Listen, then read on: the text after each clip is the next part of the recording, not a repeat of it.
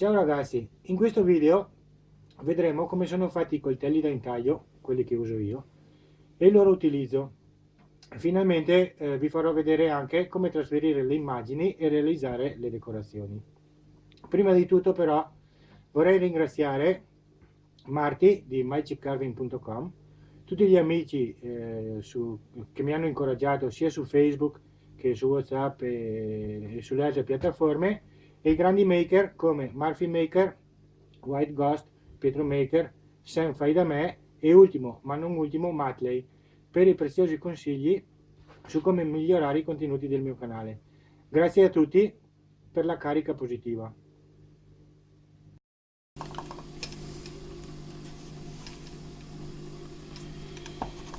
Il primo coltello è quello che di solito viene usato più spesso.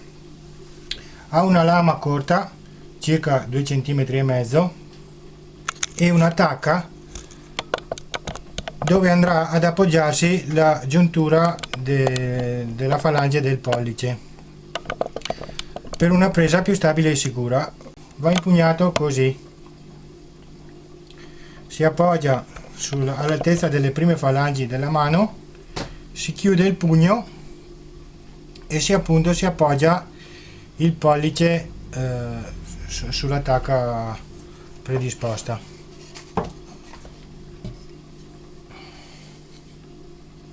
La corretta posizione di lavoro è questa: si appoggiano le nocche sul supporto in maniera che si crei un angolo qui di circa 55-65 gradi, dipende dalla grandezza delle vostre mani e dal disegno che dovrete realizzare. Bene, il secondo coltello è questo, è simile al primo, ma come si può notare la lama è modificata in maniera da essere più sottile e consentirci di fare meno fatica intagliando linee, curve, cerchi per la scrittura, e quindi ottenendo un miglior risultato. Il terzo ed ultimo coltello è lo stack knife o pugnale, perché si afferra appunto come un pugnale. Come potete vedere ha una lama più corta e tozza ed è affilato, non so se si riesce a vedere, con un angolo di circa 85 gradi.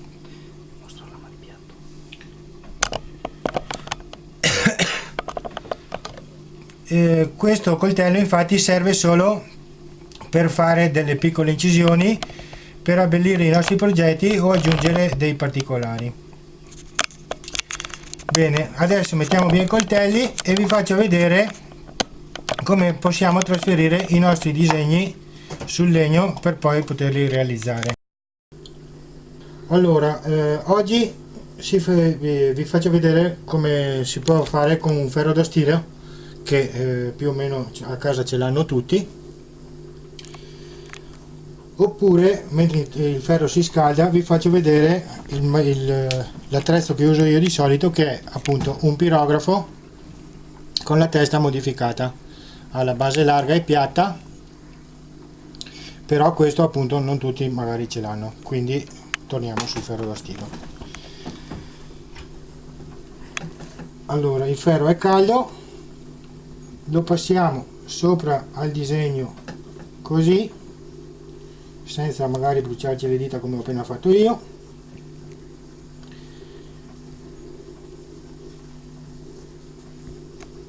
Piano piano, in maniera che il calore del ferro scaldi l'inchiostro e quindi possa andare a depositarsi sulla superficie del legno. Vediamo se esce. Sì, sta uscendo. Ancora un po' qua, che fa un po' più fatica. Adesso dovrebbe essere stampato, sì, non è definitissimo, però si vede e si può cominciare a lavorare. L'unica cosa che bisogna stare un po' attenti è la come si dice, come corre la fibra del legno, perché come vedrete non è cioè bisogna cambiare il metodo dove iniziare i tagli, per fare in modo che appunto non si rovinino i punti critici, che sono questi angolini qua, che se dovessero rompersi naturalmente vi comprometterebbero la riuscita di un bel lavoro. Insomma, io di solito tendo a farmi tutti i tagli in sequenza, perché se no dopo mi incasino la vita.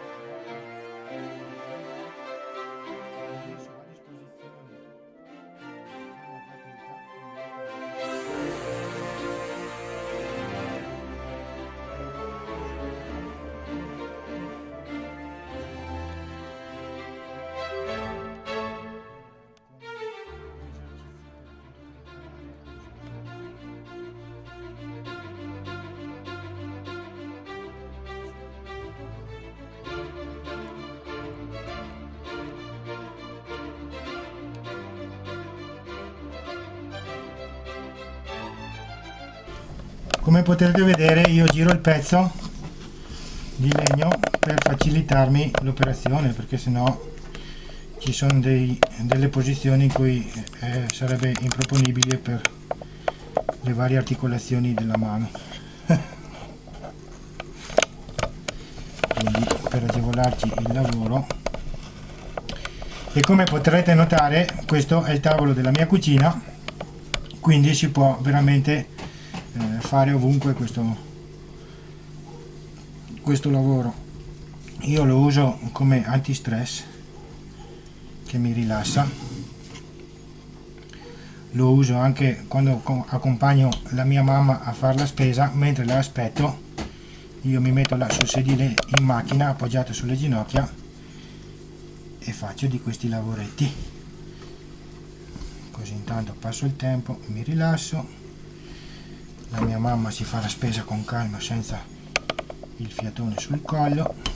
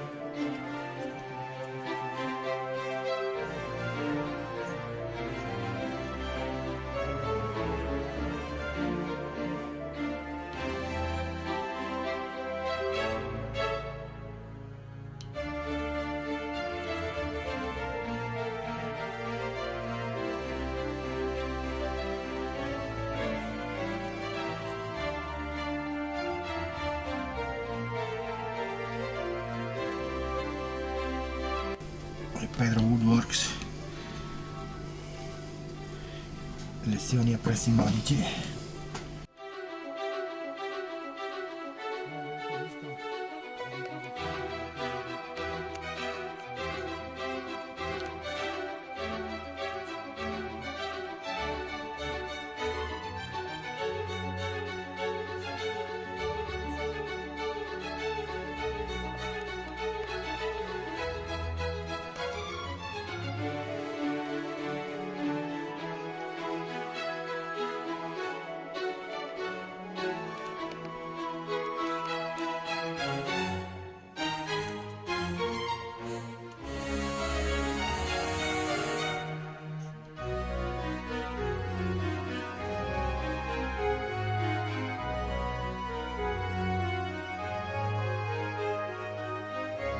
E come potete notare,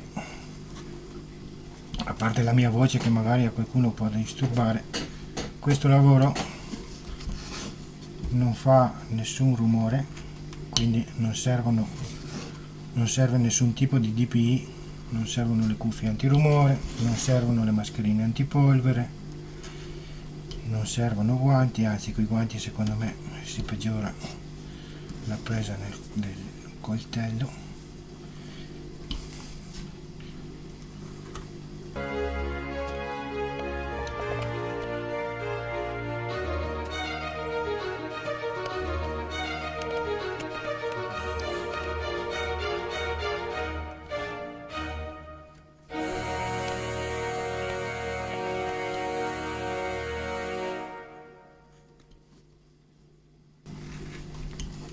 Quello che mi vedete fare col coltello, che prima lo impugno da una parte, poi lo impugno dall'altra, si chiama movimento flick flock. Serve per fare delle decorazioni dentro ai vari intagli.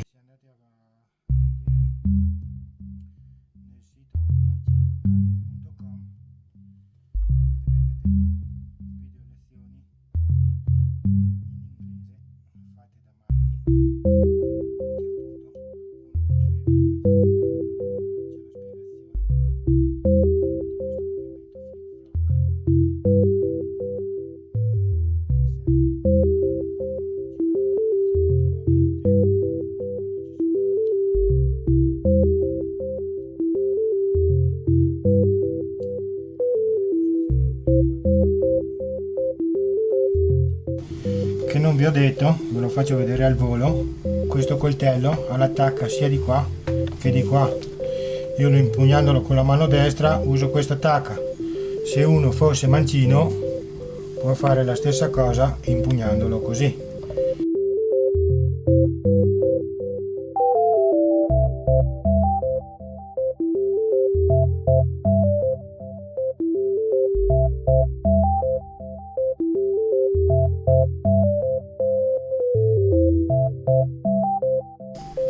I decori che ci sono all'estremità dei fiocchi ne farò alcuni con il coltello con la lama modificata e gli altri ve li farò vedere, ve li realizzerò con lo stab knife, così vedrete anche che segni lascia, come funziona.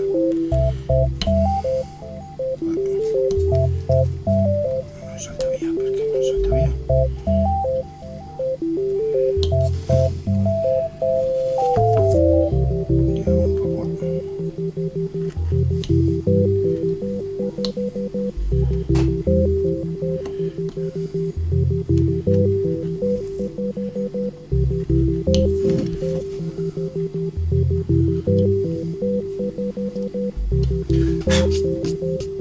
Bene, cambiamo coltello. Scusate che ho dato una volta alla telecamera. Allora,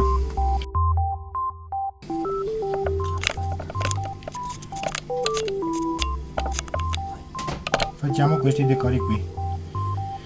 Adesso questi ve li faccio vedere con questo coltello, che è quello con la lama modificata. Allora si può fare tranquillamente solo un taglietto così, giriamo il coltello, facciamo un taglietto di là, magari prendendo lo stesso così viene fuori bene.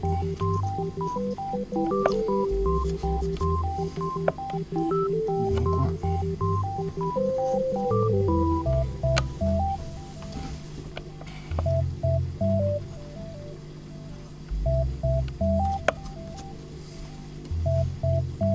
qua.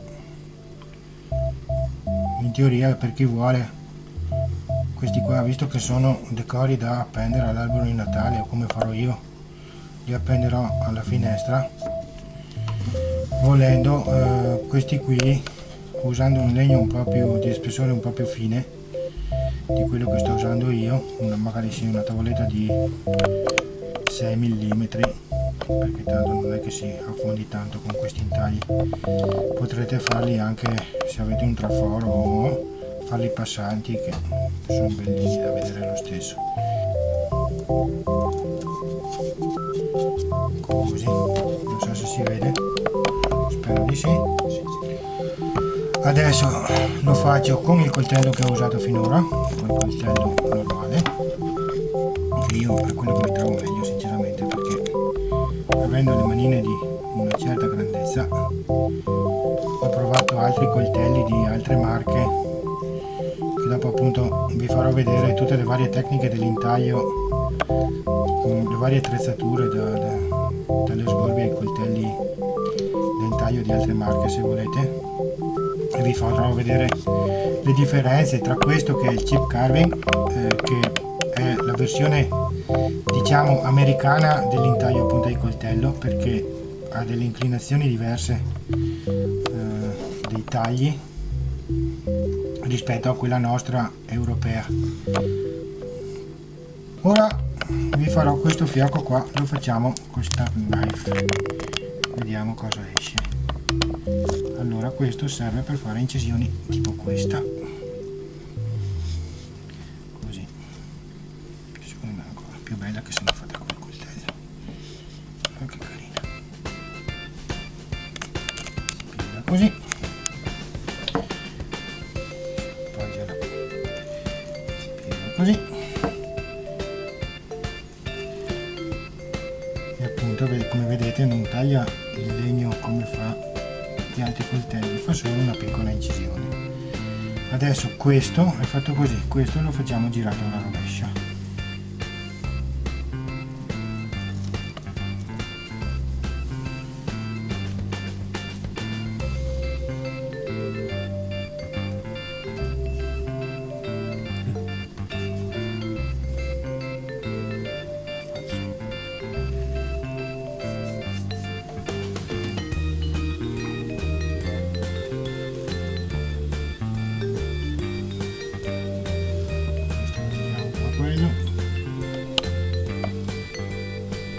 Questo è anche molto più veloce rispetto al coltello, per fare dei segni così,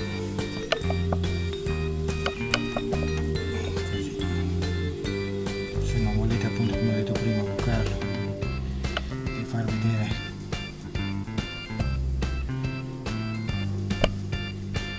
facciamo un piccolo decorino anche qua. Questo andrebbe bucato.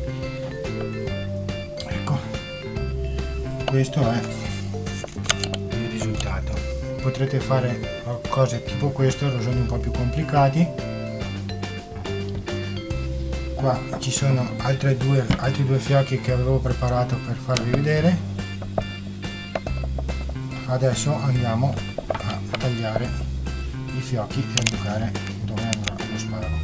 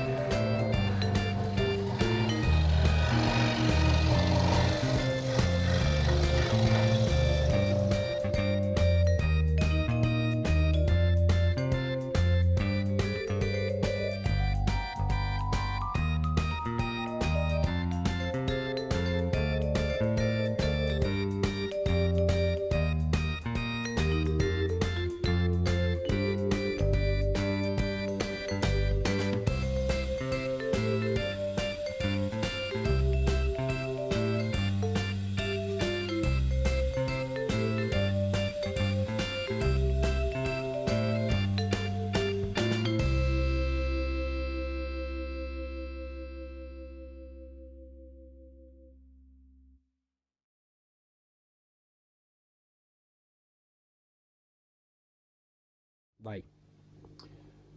Se il video vi è piaciuto, fatemelo sapere nei commenti con un bel pollicione in su. Mi raccomando, iscrivetevi e spuntate la campanellina e condividete con tutti i vostri amici. Grazie, al prossimo video.